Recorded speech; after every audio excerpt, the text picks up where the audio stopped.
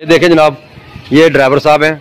कई दफ़ा हम देख चुके हैं कि ये गाड़ी के अंदर मैं भी दिखाता हूँ कि ये क्या कुछ करते हैं सरकारी गाड़ी के साथ। ये देखें, ये गंदम की बोरियां ज़ाती काम के लिए इस्तेमाल होती है ये गाड़ी।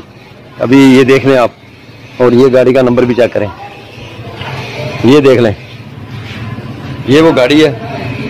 कई दफ़ा अहले मोहल्ला ने भी देखा कि ये ज़ाती इस्तेमाल में हो रही है ये गाड़ी। और ये देखें, ये बड़े गुस्से से मुझे देख रहे हैं जैसे मुझे मार देंगे, लेकिन आज मैंने ये दिखानी है आवाम को। अभी मैं आपको वो बोरियां दिखाता हूँ।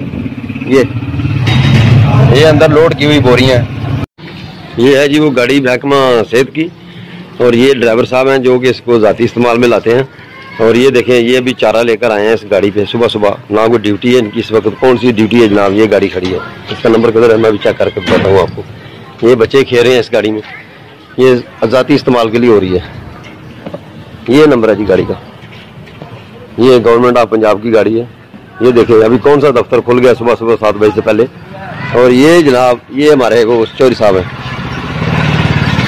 ये चौधरी साहब